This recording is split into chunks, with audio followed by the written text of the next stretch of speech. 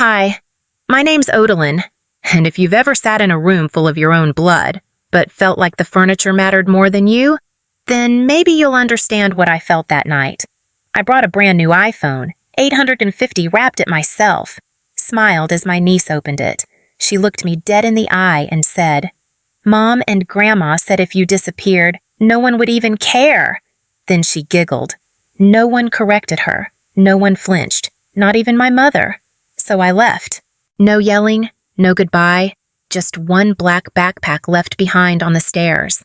But what was inside it wasn't just receipts. It was proof. And the quiet beginning of the end. Before we dive in, what time are you listening to this and where from? Drop a comment below. This one might feel too familiar. The sky over Savannah still held a touch of gold as I pulled into my mother's driveway. The front lawn buzzed with voices and laughter.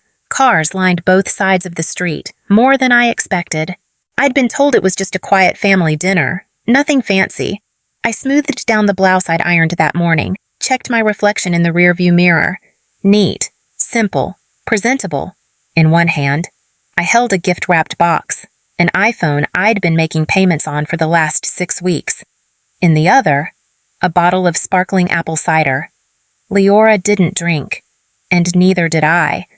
I thought it might be a nice touch. The door was already open. People were inside. Voices overlapped. Chairs scraped floors. Silverware clinked. No one came to greet me. I stepped in and stood there for a moment, letting my eyes adjust to the light. Familiar faces swept past me like I was wallpaper. Callista's voice rang out from the back. "She's here," she called, not even looking up from her phone. Not Odalyn, not my sister, just she. I placed the cider on the kitchen counter, careful not to get in Vera's way. My mother stirred something on the stove with the grace of a woman who pretended she hadn't seen me. I smiled. "Need a hand?" She didn't answer. She just pointed with her elbow toward the dining room. "They're all in there." So I walked in. Balloons dangled from the ceiling. "Congratulations, Leora," was strung in gold letters over the mantel. A massive sheet cake sat proudly on the table. "To our brightest star, Leora, GPA Queen, GPA Queen." I blinked, searching for context. Was this a party for her grades I'd been told we were gathering to honor someone's promotion? No one said who. For a second, I thought maybe they meant me. I'd just completed a certification course. Nothing grand, but enough to warrant a dinner. I thought, wrong. "Auntie O," Leora squealed, already tearing into another gift. "You actually made it." Several heads turned at that. One cousin even muttered, "Didn't think she'd show." I forced a smile. "Wouldn't miss it." I placed the phone, wrapped carefully, ribbon and all, on the pile of gifts, right next to a pair of brand new sneakers and a spa voucher. Callista glanced at it and raised a brow. "That from you?" she asked. I nodded. She tilted her head. "Didn't peg you for iPhone money." My mouth dried. "It's for Leora. She's been wanting one." "She's 13, Callista said flatly, already walking away. The music turned up. Someone offered me punch. I declined. I was still trying to make sense of the room, the noise, the sheer number of people I didn't recognize. The gift pile dwindled. And soon Leora reached mine. She tore it open like it was just another box. No pause. No card read aloud. When she saw what it was, her eyes widened. "An iPhone," she squealed. "From Aunt O."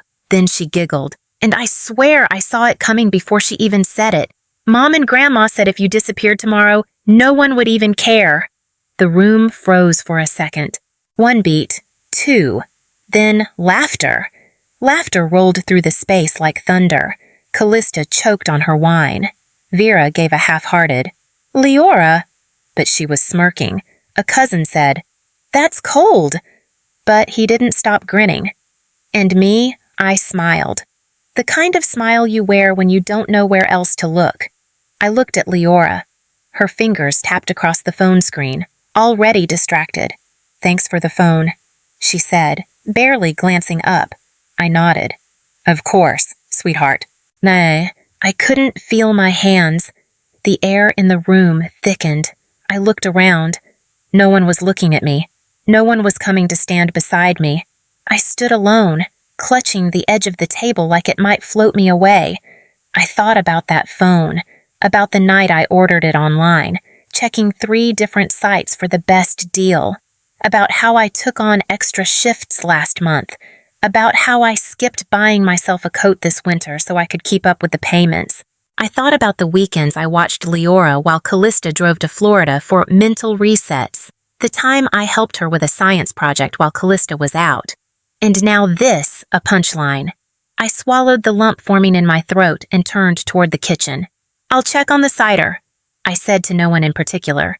Vera was standing at the stove, swirling sauce in a pot. She didn't look up. I leaned in. "Did you hear what Leora said?" She paused, just for a second. "She's a child," she replied. "Don't take everything so seriously." "She didn't make it up," I said quietly, still stirring. "Don't start something tonight. Odalyn." I stepped back. The wall clock ticked louder than the laughter behind me. In the hallway, I reached for my purse. I didn't even put my coat on. Just grabbed my keys and walked.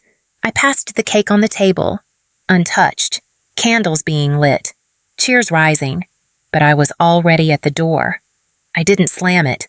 I just let it close behind me, like I'd never belonged there anyway. I walked to the car without glancing back. There was no dramatic exit, no slamming of doors or shouted truths, just the soft thud of wood meeting frame behind me, quiet enough to be mistaken for the wind. My keys felt colder than usual in my palm as I slid behind the wheel. I didn't turn the radio on, didn't call anyone. The streets of Savannah were near empty at that hour. Just a few porch lights flickering like lighthouses in the distance, and the occasional bark of a dog behind a wooden fence. The kind of silence that makes every thought louder than it should be. Halfway down Montgomery Street, my phone buzzed in the console cup. I ignored it. Then it buzzed again, at the red light. I checked it. One message from Mom. "You left cakes just getting cut." No. "Are you okay?" No. "Sorry about what Leora said." Just cake. I set the phone face down. The light turned green. I didn't remember the drive home clearly, only that when I parked in front of my apartment building, I stayed inside the car a moment longer than usual. The warmth from the vents faded, leaving behind the kind of chill that doesn't come from weather. Upstairs, I didn't take off my shoes, didn't change out of my clothes. I dropped my purse on the couch and walked straight to the hallway closet. It was still there. The old black backpack, the one I'd lugged around for most of college and 2 years after that. Through interviews, bus rides, and more job rejections than I cared to count. I hadn't used it in ages, but I kept it because something about it still felt like me.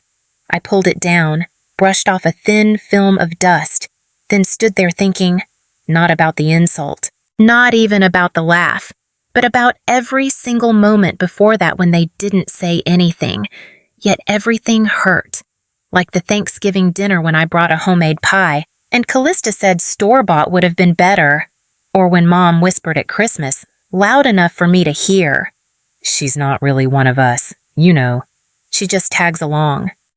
Or that time, God, how could I forget, when I walked into the living room during Easter brunch and overheard Callista say, "She's useful, but honestly, she's never been one of us." Useful. The word stuck to my ribs. That night, I became something else. Not useful, not invisible, something harder. I opened the backpack, but I didn't fill it with clothes. From my drawer, I pulled out the folder I never planned to share receipts for groceries I bought when Callista forgot her wallet. Screenshots of Venmo requests from Mom. "Can you cover the power bill again? Your uncle's surgery. Just a little help." Statements from years of paying off credit cards they opened in my name. Each one folded, stacked carefully inside. Then the emails, the ones asking me to book flights, cover hotel stays, fund emergency ballet classes, weekend camps, birthday dinners. I printed them all. And finally, the USB. It had sat untouched in the back of my drawer for 5 years. A tiny stick with a purple band. I didn't even remember why I'd saved that clip. Only that one afternoon, Leora had been playing with my camera and I'd hit record. She was 8 then. In the video, she looked up from a coloring book and said, "Dee, you're like my second mom. Mommy's always tired, but you always make time." My breath caught. I paused the frame, her little face frozen in mid-laugh, like a memory trying to stay alive. I tucked the USB into the side pocket of the bag, zipped it, then turned back to the door. The drive back to Mom's was shorter than it should have been. Or maybe I just didn't think. My hands moved on instinct, my body steady while my mind burned. The house glowed from inside, warm golden light spilling through the kitchen window. I didn't knock. I knew where the back door was. I knew how to move in that house without being seen. I'd done it my whole life. They were singing when I stepped in. "Happy birthday to you!" Their voices rose in chorus as Leora giggled over the cake, holding a sparkler like a trophy.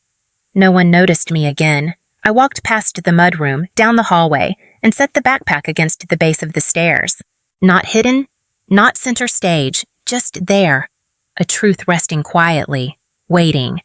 As I pulled the door shut behind me, laughter burst through the walls again. Louder now. It spilled out the windows into the night air, echoing in a way that made me wonder if it had ever stopped. I drove home slowly, back inside. I peeled off my clothes and stepped into the shower. Let the water hit my back like a steady rhythm. Not scalding, not cold, just enough to remind me I was still here. When I got out, my phone had lit up again. 6 missed calls, 2 from Mom, 3 from Callista, 1 from a number I didn't recognize. I didn't check the messages, didn't scroll, didn't reply. I placed the phone screen down on the nightstand, then slipped the towel off my shoulders. My skin was damp, my face wetter, maybe from the water, maybe from the silence. On my desk, the drawer sat slightly ajar. Inside, a second USB drive, a copy of the original I'd left behind. The pounding came before the sun fully cracked through the blinds. I blinked myself awake, disoriented at first, thinking it was part of a dream, but it kept going, relentless, rhythmical, like someone hammering at the edge of my skull. I rolled over slowly, heart dragging like wet laundry. The thuds grew sharper. I didn't need to guess who it was. The footsteps, the voice behind the fists, the way the air shifted around that kind of anger. I knew. I padded quietly across the floor, careful not to trip on the corner of the rug. My apartment still smelled like last night's lemon soap and something old. I peeked through the peephole. Dad, red in the face, breath visible in the cool spring morning. His hand, balled into a fist, now pressed flat against the door. For a split second, he looked tired, but then, "You think you can just do this?" he bellowed, voice muffled but heavy. "You think we need you," I said. "Nothing." "You hear me, Otalin? You think we need you?" His breath fogged the wood. "We've never needed you. We did just fine before you got involved in everything." Still silent. "You're ungrateful. You hear me? After everything your mother did for you." My mouth tightened.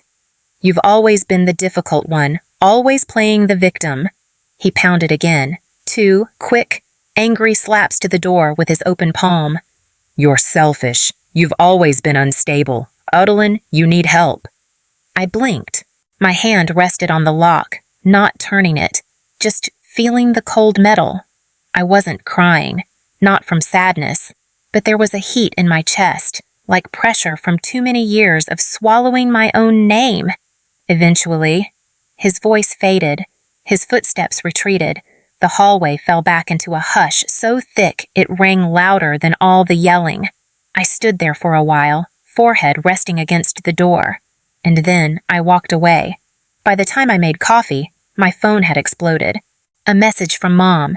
"How could you do this to your own family?" No greeting, no hesitation, just accusation. 6 missed calls from Callista, all within the last 15 minutes. The 7th came in while I stared at the screen. Then the text, "You think we can't live without you." Fine. See how long you last without a family. I tossed the phone onto the couch and took a long sip of black coffee. It was bitter. No sugar, no cream. But it felt honest. I spent the next hour staring at the ceiling. The house didn't feel like home, but for the first time, it felt like mine. Later that afternoon, the digital alerts started. Ping, ping, ping. My bank's fraud system flagged a suspicious login attempt on one of the shared accounts. Then came the notification, automatic withdrawal denied, account frozen. Another email, internet service account closed due to non-payment. Venmo access restricted. Netflix logged out. I sat at the kitchen table, legs tucked under me like I was back in college, and opened a private browser, checked everything. The joint utilities I'd been paying for, gone. The auto debits I'd been covering for their cell phones, subscriptions, food deliveries, disabled. All of them. They must have tried logging in that morning, must have panicked. Leora, I was sure, would be in tears without her shows. Vera wouldn't be able to post her daily Facebook updates without Wi-Fi. And Callista, she'd lose her mind without her Spotify yoga playlists. I didn't smile, but something inside me exhaled, not out of satisfaction, but from release. A valve opening for the first time in years. They called me selfish, but they never once stopped to ask how many nights I'd gone without so they could have more. The coffee had gone cold. I opened Facebook on my laptop. There she was, Callista. But new profile photo, her and Mom, cheek to cheek, both in pearls, both smiling like nothing had ever touched them. Caption, sometimes family turns on you without reason, but we stay strong. We've always done this on our own. I kept reading. You don't get to choose your blood.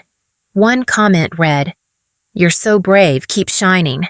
Another said, dozens of hearts and hug emojis lined the page. I stared at the post for a long time, each like and comment carving into my ribs. They really think they can rewrite it all, I whispered. I closed the tab. My feet moved without thinking. Back to my desk drawer. I pulled out the yellow folder marked 2017, the receipts, the emails, the transfer confirmations, the tax records showing my name on every donation, every payment, every lifeline they'd ever used but never acknowledged. It was all there. For a moment, I thought about posting it, just one screenshot, one simple fact to interrupt the fairy tale they'd crafted. But I didn't. Not yet. Instead, I walked to the copier in the building's shared lounge, made 3 copies, slipped one into an envelope, wrote the date on the back. Then I took the elevator down to the first floor. The safety deposit box room was quiet. I signed the log, opened the tiny door, and slid the envelope inside. When I returned to my apartment, the sun had lowered behind the neighbor's roof.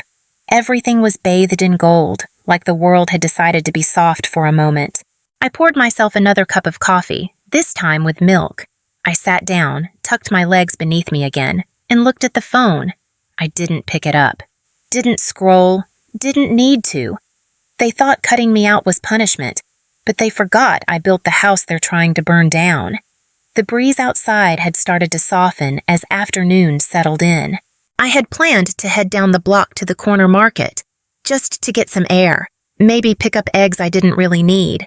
But I only made it a few feet out of my door before I saw it a single white envelope, taped just below the peephole. No postage. No address. Just 4 words scrolled across it in my mother's perfect schoolteacher cursive. Read it before you do anything you regret. I didn't pick it up right away. I stood there, arms slack at my sides, grocery list forgotten. Then, as if someone else had reached out for me, I peeled it free, turned back inside, and locked the door behind me. I sat down at the table with it, still sealed. 10 full minutes passed before I touched the flap. I kept telling myself, it's a trap, it's a trap. But something about the way she wrote my name, or didn't, made me curious. Inside were 2 things. 1, a single sheet of paper, printed, not handwritten like I expected. 2. A photo. Color printout. Leora's face filled the frame, wet with tears. Her lower lip caught between her teeth. I looked at the note again. I don't know what we did to deserve this. You were always distant, but you were still family. Think of Leora. Don't punish the child for what you think adults did wrong. Mom, who still raised you, no matter what you believe. My fingers went cold around the paper. No matter what you believe. There it was again. Gaslighting disguised as grace. I sat back in my chair. The photograph still face up beside me. Leora looked heartbroken, but I couldn't tell if it was from not getting what she wanted or from being told she couldn't expect it anymore. And suddenly, I was 9 again, looking through the crack of a door I wasn't meant to be behind. It was Christmas Eve. I'd been sent upstairs early, told that the grown-ups needed to wrap the magic. Whatever that meant, I wasn't tired. I had crept back down, barefoot, and pressed my ear to the hallway wall just outside the kitchen. Callista's voice had been shrill, annoyed. I don't remember what she was complaining about. Probably some cheap perfume I'd picked out for her with my allowance. But I remember what Vera whispered in reply. I remember every syllable. She was born in the wrong house.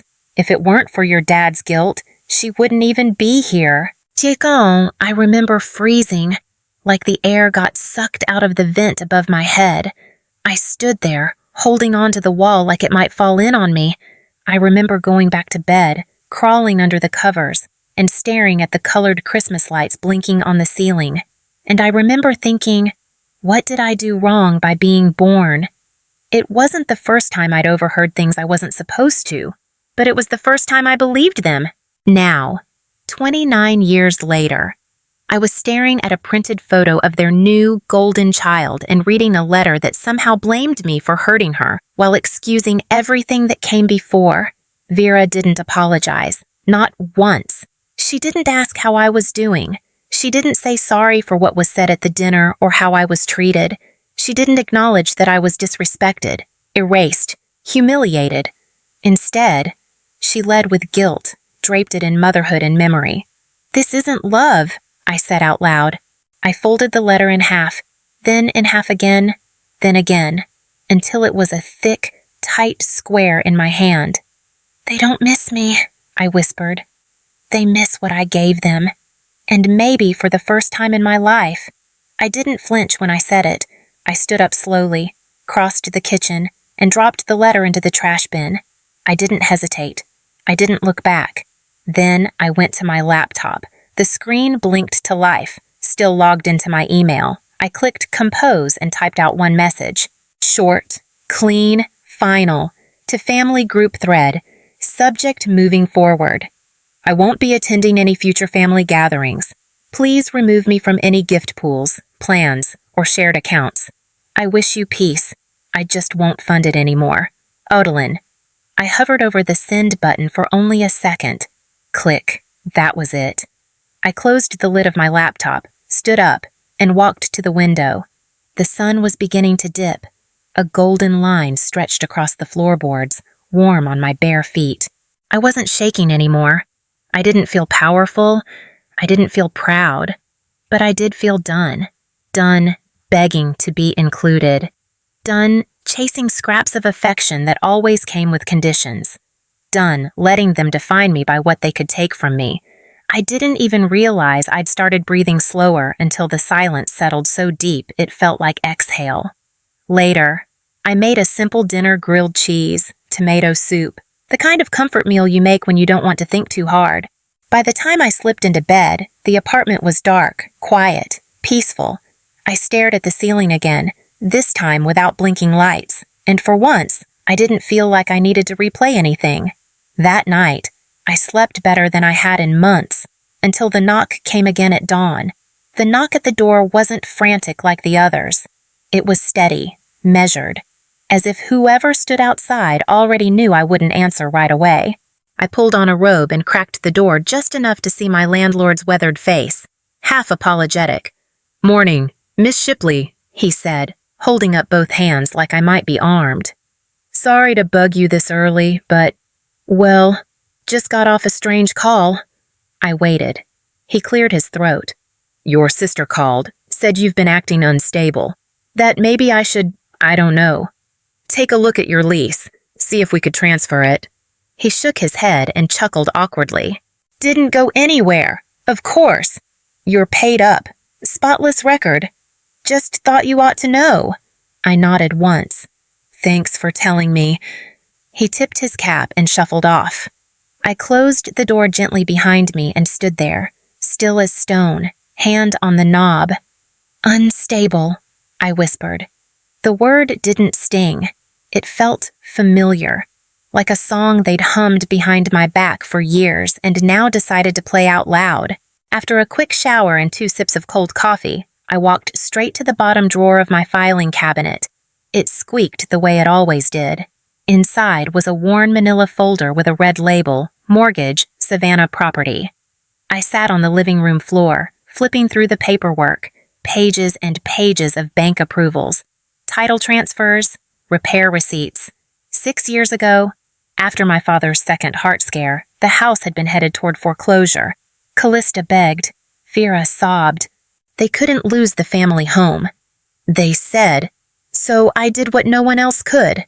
I took out a loan. I bought it in my name, not out of pride, but to protect them. The deed was mine, the taxes, insurance, and major repairs, mine too.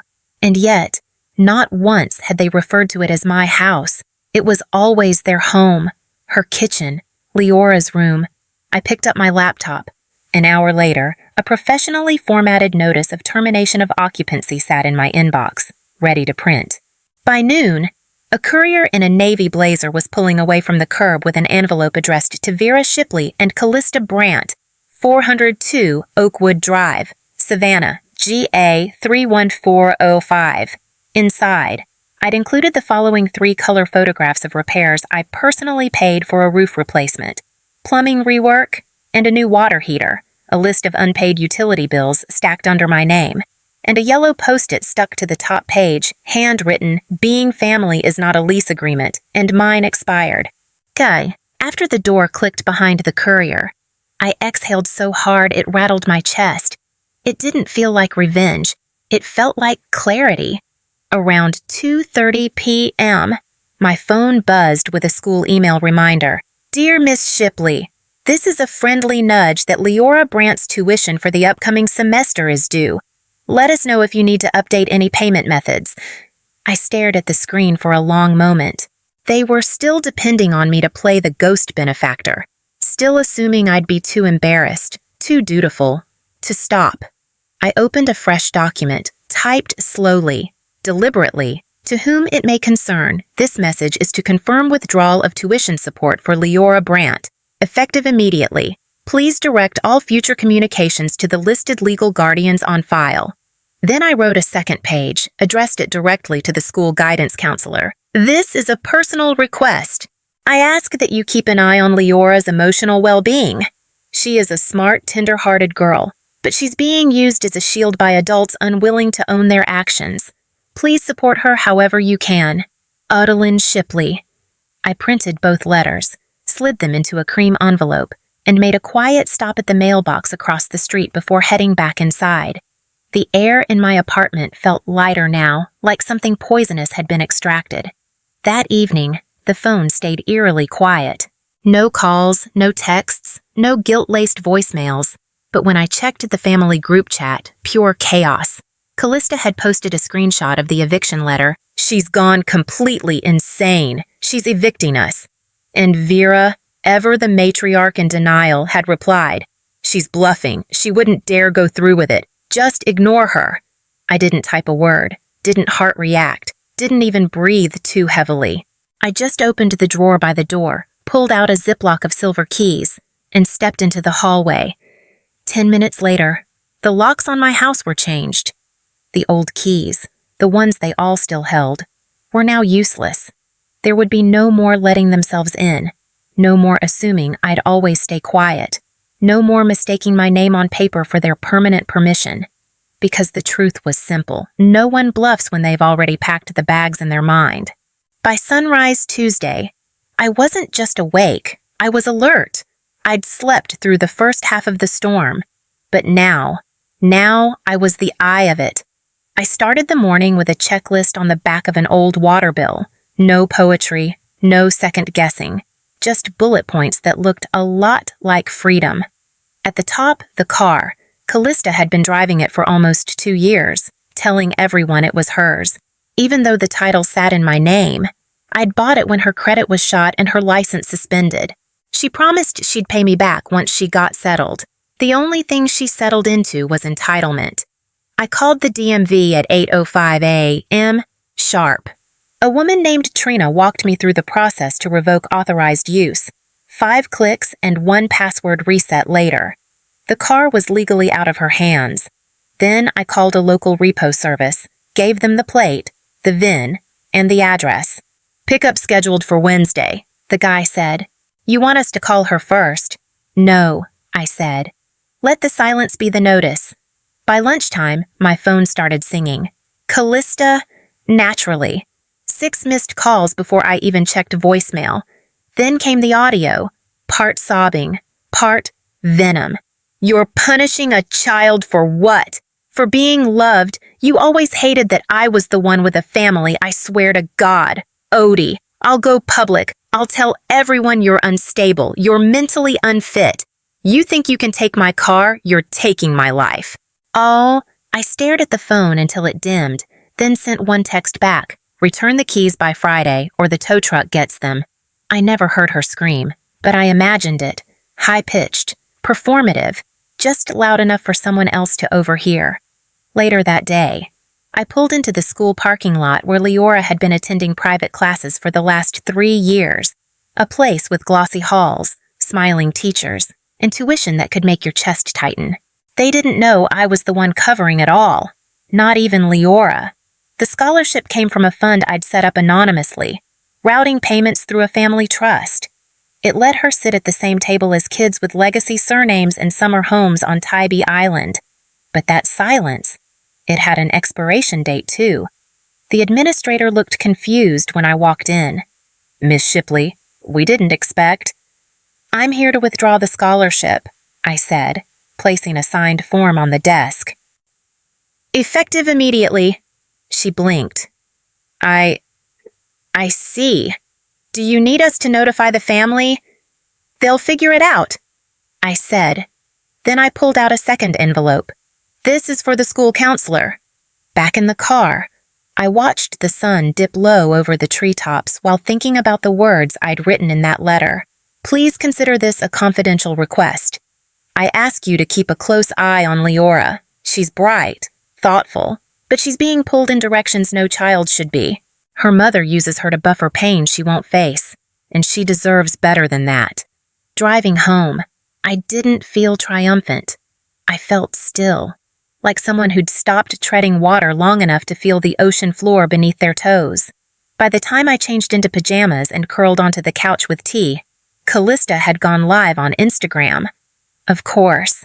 Her eyes were red, but not from sadness, from performance, a humid mess of tears, shaky voice, and perfectly angled lighting.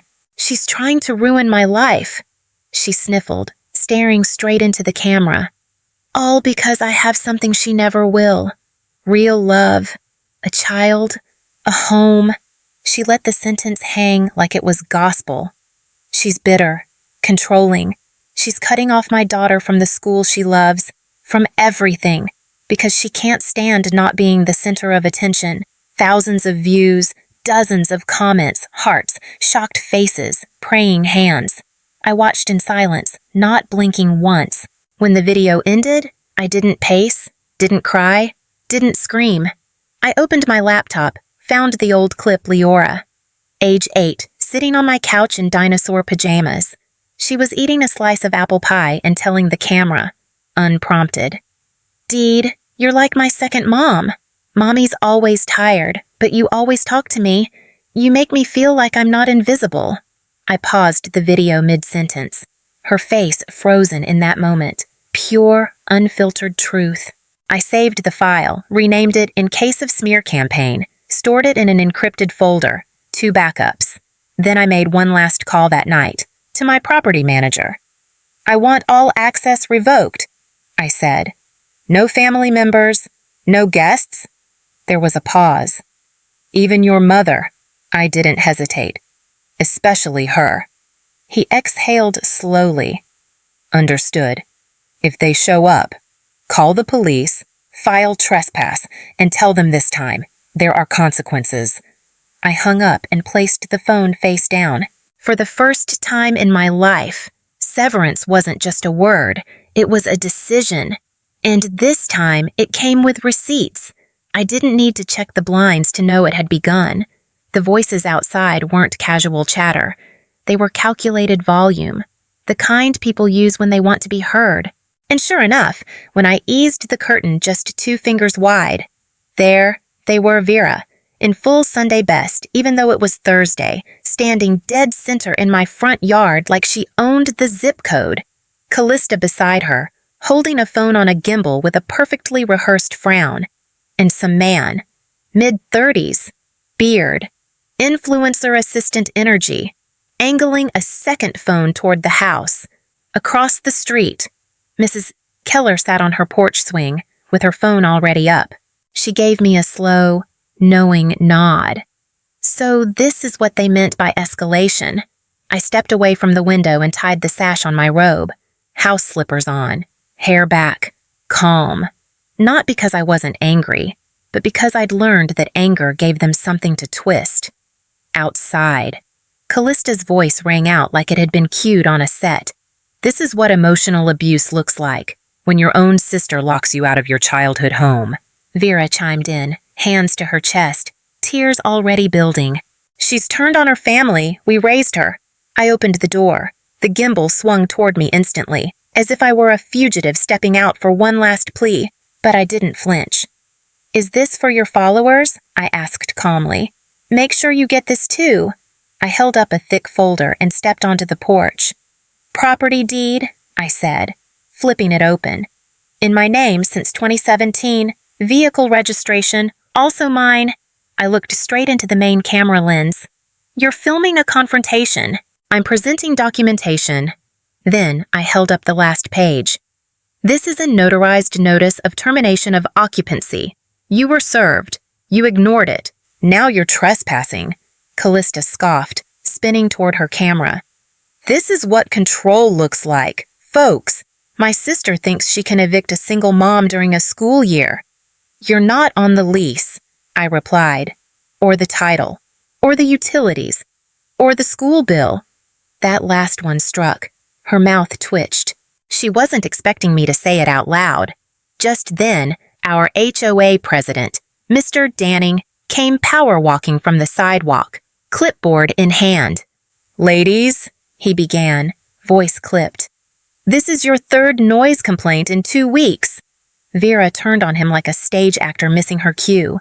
"We're being harassed. This is a private family matter." He didn't blink. "We've received 6 written complaints about public disturbances and harassment. Unless you're a listed resident, I have to ask you to leave," Callista snapped. "She's kicking out her own family." Then, like someone had hit fast forward, she lunged right across the lawn toward me, screaming something about betrayal. Her voice shrill, her arms flailing, just wide enough for drama but too erratic for safety. "Security." "Yes, we have a part-time patrol." Stepped in. One officer grabbed her elbow, gently but firmly. "Ma'am, step back now," Vera wailed. "You've ruined us, Odalyn. You've made us a spectacle." "No," I said, lowering my voice. "I just stopped fixing the things you kept breaking." Behind me, the neighbor across the street clapped. One slow, sarcastic applause. Another muttered, "It's about time." The camera crew started to pull back. Callista's phone dropped with a thud. Her live stream ended mid-yell, the screen freezing on her distorted face. The officers walked them off my lawn. I didn't watch them go. I turned, stepped back inside, and pulled the door shut with the same quiet resolve I'd used to open it. No slamming, no speech, just stillness. I closed the blinds, set the folder back on the counter, and made a cup of tea. It wasn't celebratory. It was medicinal, like washing your hands after taking out the trash. That night, my phone buzzed once. Just once, a voicemail from Leora. I didn't press play immediately.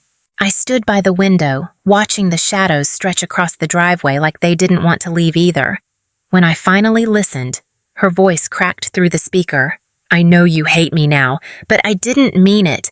I was just repeating what they said." Silence, then softer. "I miss you. I don't know how to say that to them." I sat down, listened to it again, not because I needed clarity, because part of me still wanted to believe someone in that house ever meant what they said with kindness. After the second listen, I tapped delete. That was the thing about boundaries. Sometimes they don't start with shutting others out. Sometimes they begin with shutting down the echo of words that were never yours to carry.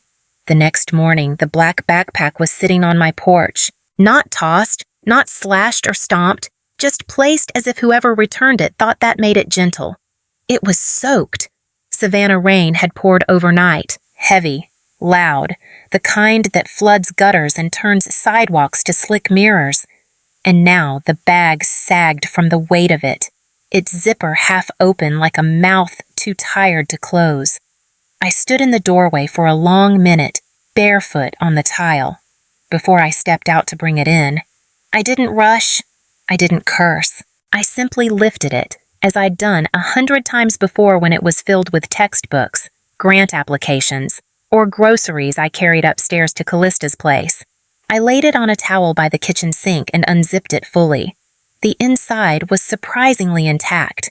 Wet, yes, but not destroyed. And still right there, in the inner mesh pocket, zipped closed, was the USB drive. Not a note, not a single scribbled word on a scrap of paper, just silence and soaked seams. Beneath the drive, folded and still oddly dry, was the receipt from Leora's iPhone. I turned it over. Nothing written on the back. I sat down at my kitchen counter, plugged in the USB, and waited. The screen lit up with the file. One single video. It was dated 5 years ago. Leora had been 8 then. She had that missing front tooth and frizzy curls that wouldn't lay flat, no matter how Vera brushed them. In the video, she was sitting cross-legged on my couch, hugging a teddy bear I'd stitched the eye back on. "Deed," she said, using the name she made up for me. "You always remember what I like. Mommy forgets. But you don't. Even when I whisper it once." She giggled. "You listen. You always listen." The screen froze as I paused the video. I couldn't keep watching. That voice, it wasn't weaponized yet. It hadn't been taught to parrot cruelty or sarcasm. It was the voice of a child who trusted I'd show up. And then my mind, uninvited, replayed her laughter from the other night, the one that followed. Mom and Grandma said if you disappeared, no one would even care. I closed my eyes. "They never watched this," I whispered. "They never wanted to." The rain had stopped outside. The sun was beginning to burn through the haze, casting a quiet gold on the kitchen floor. It was too early to feel final, but I did. Like something had sealed itself shut without me realizing it. Until now. That was when the phone rang. I almost didn't answer, but I did. Dad. He didn't start with anger, just fatigue. That low, practiced disappointment. "We didn't mean for it to get this far," he said. "Can we talk?" I waited, let the silence drag just enough for him to feel it. Then I said, "You only want to talk because the lights are off and the fridge is empty." He cleared his throat. "You've made your point. Now be the bigger person." That word, bigger. I let the ache settle for half a second, then replied, "Being the bigger person doesn't mean being your backup plan." He didn't say anything, so I continued. "You raised a daughter who paid for everything and another who spent it all. And now, neither of you gets to choose which one I am." He tried again, softer this time. "I know you think we've failed you." "I know you did," I said. Then I ended the call. I didn't cry. I didn't scream. I sat there, phone in hand, then reached for the yellow envelope I'd prepped weeks earlier, the one I hoped I'd never need. Inside it, I placed 3 things: a copy of the property deed with my name alone, a breakdown of expenses since 2016 mortgage payments, utility bills, tuition checks, car repairs, and one final letter. Hands Ed, this is the last thing you'll ever receive with my name on it. I mailed it to Callista's apartment that afternoon. She'd open it. She'd read it. She'd roll her eyes, maybe, or curse, or cry. But that wasn't the point. It wasn't for her reaction. It was for my release. That evening, I unzipped the backpack once more, emptied it entirely. It still smelled faintly of peppermint gum and worn fabric, the scent of library nights and unpaid overtime. I washed it gently in the sink, let it dry on the balcony rail. Later, I folded it neatly, carefully, and placed it on the top shelf of my closet. Empty now, but clean. Weeks passed. Not one knock, not one text, just quiet. Then, on a slow Thursday morning, as I stirred honey into my tea, my inbox pinged. The subject line stood out against the clutter like a bruise on clean skin. I didn't know what I was saying. It was from Leora. I clicked before I could talk myself out of it. There weren't many words, just a few sentences.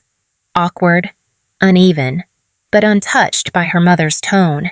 They told me, you hated us. But I remember things. I remember when I had the flu and you sat on the floor next to my bed all night.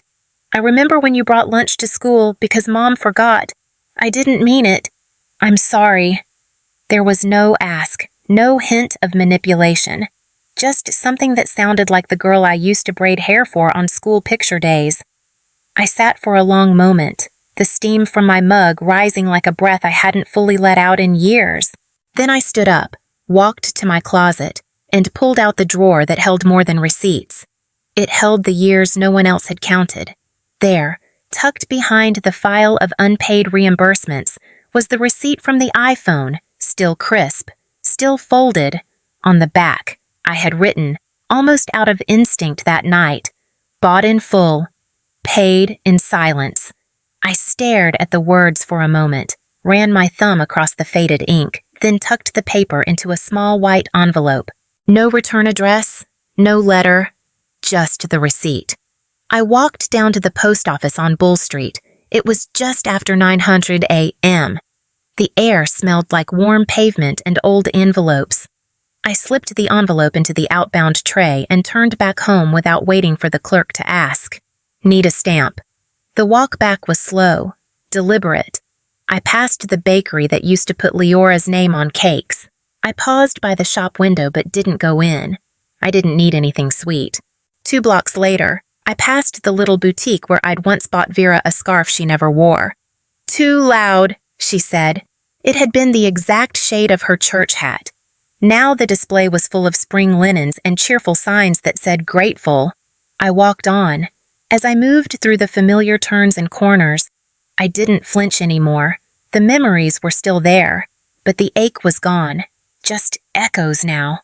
I was never invisible, I whispered to no one in particular. I was just silent. And that silence was strength. It didn't feel bitter. It felt like truth. By the time I got home, the sun had climbed just high enough to warm the porch tiles. I brewed another cup of tea, the same brand Vera used to call too fancy. I added lemon this time. Small rebellions are still rebellions. I checked social media out of habit. Callista's page had been quiet for 2 weeks. No motherhood tips, no skin serum deals, a handful of unfollows. One comment left on her last live. Didn't age well. Huh? I didn't reply. I never had to. Vera never called again. And the house, it was listed under foreclosure. They hadn't paid the property taxes since I pulled my name off the account. The realtor's photo made it look smaller than I remembered. That night, I opened my closet. The black backpack was right where I'd left it, clean, zipped, and still. I smiled. I closed the door softly and whispered to myself, "You don't always get justice, but sometimes silence is justice. Have you ever been erased by the very people you kept afloat? Have you ever walked away? Not because you were weak, but because you were finally free. If so, this story might have been yours too.